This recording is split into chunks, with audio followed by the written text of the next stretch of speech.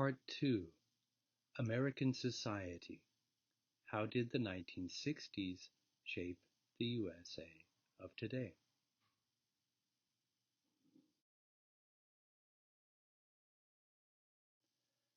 The times they are a-changin'. What happened to values in the 1960s? 8. What happened to these traditional values? While there's no easy, simple explanation for why so many aspects of American life changed so drastically, it is possible to look back at the major events and people who played roles in effecting these changes and understand what happened. It's important to keep in mind that in every case, whether it's the family unit or love of country, it was always a combination or mix of factors that brought about the changes. And we should keep something in mind. Even though we now have the perspective of more than half a century to look back at the 60s, we should remember that the people living at the time were in the eye of the storm. In other words, they were busy living their lives and most often didn't have the ability to clearly understand what was happening at the moment, let alone predict what the outcome of their actions would be or how we would view all of this later, as we're doing now.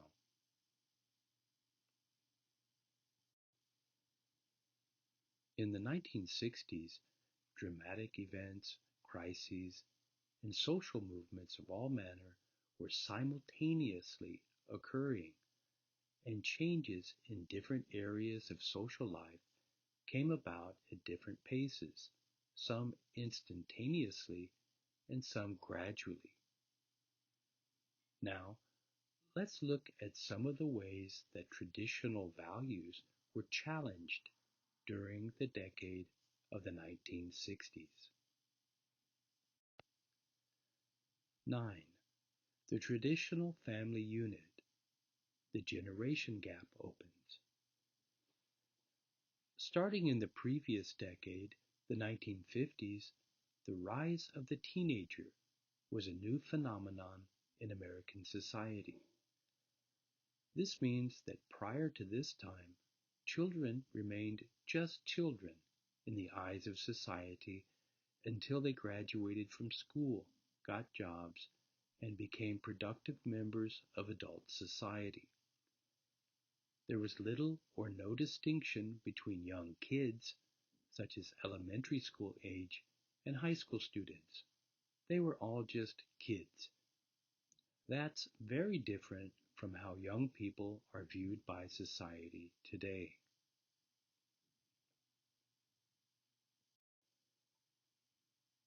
In the course of the 1960s, however, what came to be called the youth movement became an important force in American society.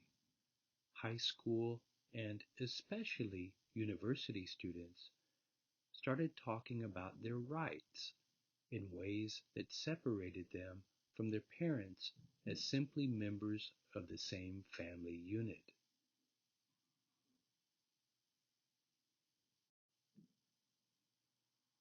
These young people claimed that their own opinions, their voices, needed to be heard when it came to expressing their desires and later demands for changes in their schools, their home life, and eventually in such areas as military service. In this way, the traditional family structure came under fire.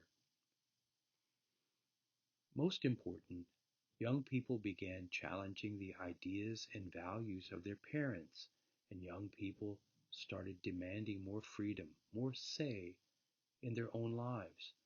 And in addition, they sometimes strongly questioned the kind of lifestyles that their parents were living.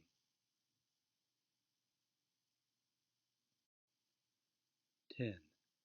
What kinds of questions were young people starting to ask? The youth of the 1960s began asking questions like these. Was it really meaningful to live the middle-class American dream any longer? Would it be enough just to work, raise a family, have a small house in the suburbs, and take a short vacation by car once a year? Or were there ideas and experiences waiting for young people out in the world that would allow them to escape this ordinary life?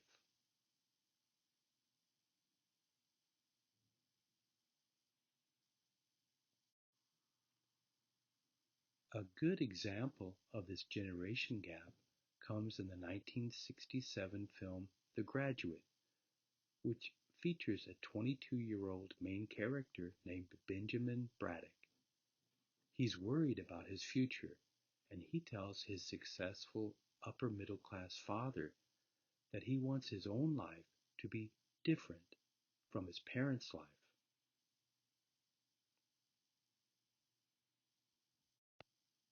11. Gender roles, women at work, and urbanization. Although women had been seeking and demanding equal rights in American society since the turn of the century, it was in the 1960s that rapid progress toward the realization of equality came about. A variety of factors contributed to this change, among them the fact that many women worked outside the home by necessity during World War II and thus had experienced working life. Then there was the spread of mass media such as TV, which showed women in unconventional situations working outside the home, so-called career girls.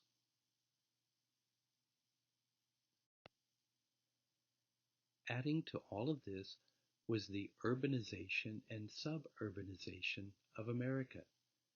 Consider this: in 1900, about 65% of Americans lived in rural areas, but by the end of the century, about 80% of Americans lived in urban or suburban areas.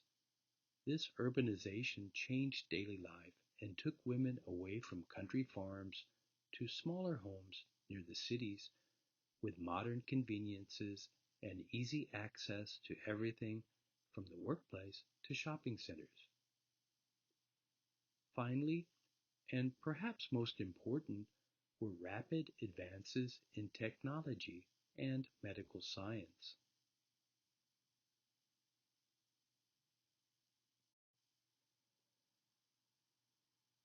One of the most significant changes in society and gender roles involves the development of the birth control pill, known as the pill.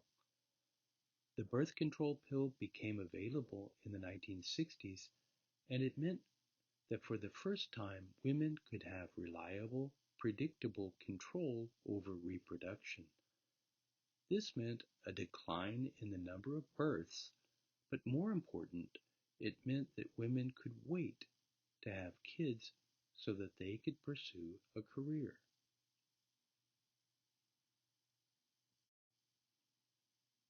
All of these changes had a huge and lasting impact on the way that men and women fulfilled their roles in American society. And they are examples of changes that took place in the 1960s that have become normal in daily life ever since. That's one of the interesting aspects of the 1960s. What at the time seemed so revolutionary soon became the norm for Americans.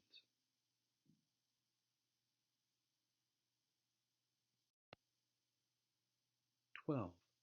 Patriotism, love of country. The strong belief in love of country or patriotism didn't disappear in the 1960s, but for many, especially young people, the way they felt about their country took different forms from the traditional my country right or wrong approach of their parents and grandparents. Without question, the most significant factor in this change was what came to be known as the Vietnam War.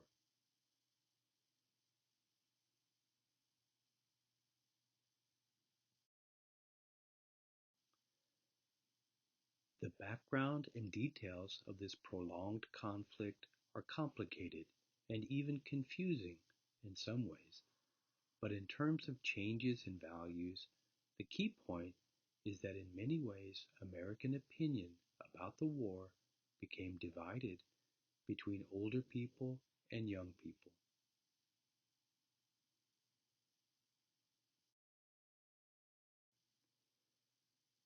We have to keep in mind that Americans of all ages had different individual opinions, but in the 1960s, many and perhaps most young people opposed America's involvement in Vietnam. As a result of the anti-war movement, many young people of this generation lost their blind faith in the U.S. government. They began questioning the moral and ethical validity of decisions and actions taken by the American military. Simply put, young people no longer accepted the idea of do what you're told. Instead, they began to ask serious questions, and the biggest question was often why?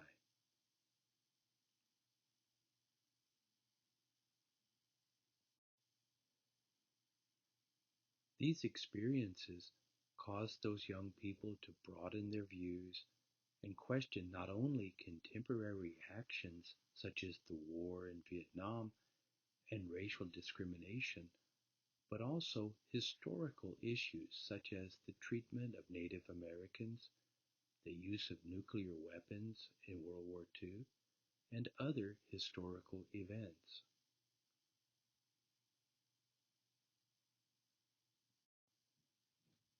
13.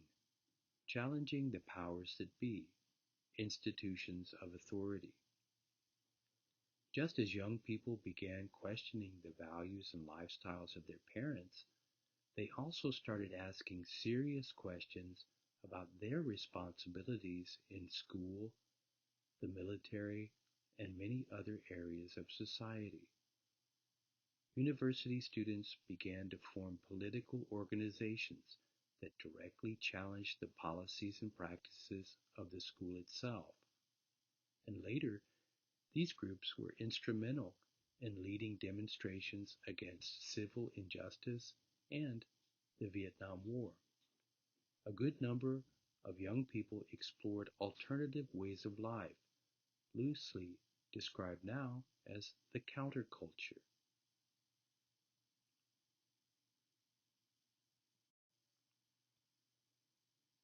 In regard to their attitude toward the university, the students began to feel that this is our school, so why shouldn't we be involved in making the rules and regulations that affect us? For the students, it was a drive toward democracy and responsibility, but for the administration, the university officials, the student movement was mostly seen as an attempt to seize power and control over an established institution, the university, that had the students' best interests at heart in the first place.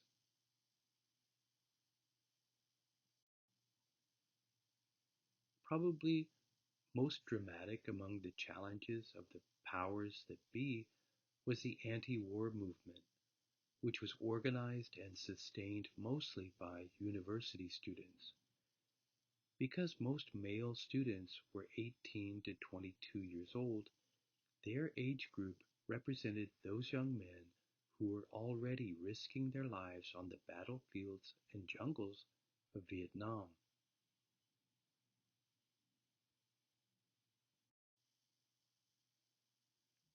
The students believed that the war itself was wrong, misguided, and immoral, and so this issue was a perfect match for the anti-establishment, anti-authority sentiments that were boiling under the surface and later exploded into violent clashes with the authorities that peaked and then mostly faded away by the end of the decade.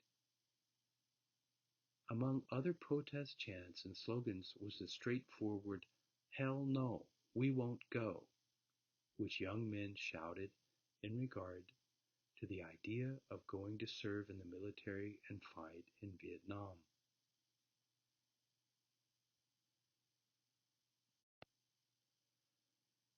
What does all of this mean for us now? How did the 1960s shape the USA of today? 14. The lasting legacy of the 1960s. The legacy of the 1960s includes the strengthening of movements promoting equal rights, protection against abuse by government power, protection of the natural environment, and the elimination of rules and laws that limit the freedom and rights of specific groups, such as immigrants, the disabled, and religious groups.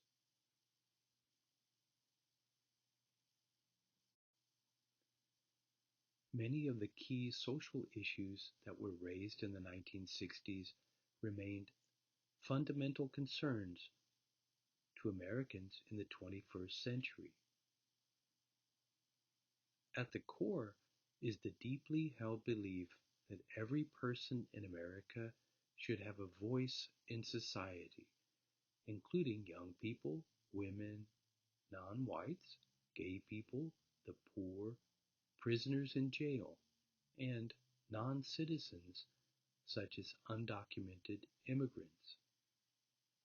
The Americans who protested police brutality that caused the death of African American George Floyd in the summer of 2020 were following in the footsteps of the civil rights protesters of the 1960s.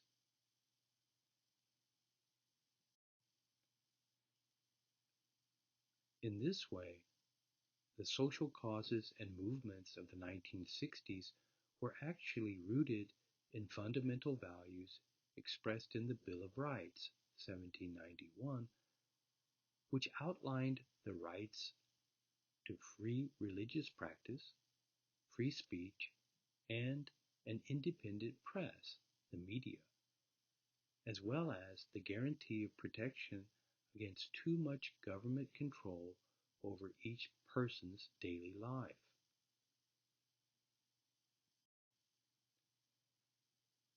The 1960s were a time of change, and as we consider the lasting legacy and the continuing influence of the 1960s, we should keep in mind the famous saying, "The more things change, the more they stay the same." Even though we may not think so at first, as we look more closely, we may find that the young people and radicals demonstrating in the streets in the 1960s were actually demanding a return to the most traditional and basic values in the history of America itself.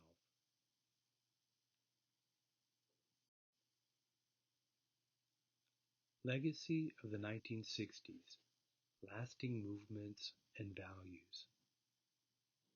Here is just a short list of key movements and ideas that either started or were strengthened in the 1960s, and which remain important factors in American society today. The environmental movement moved toward gender equality and rights. Civil rights, equality for women and so-called minorities.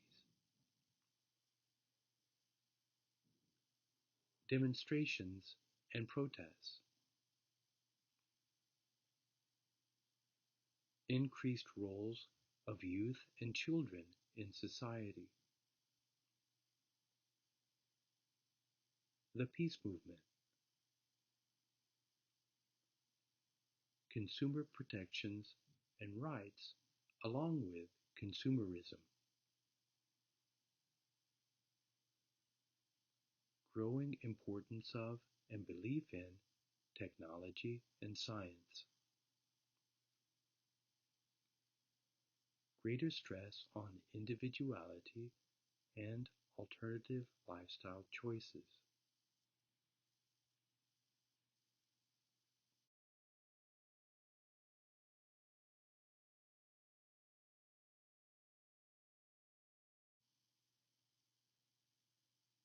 This is the end of part 2. Please go to the assignment in Google Classroom. Thank you.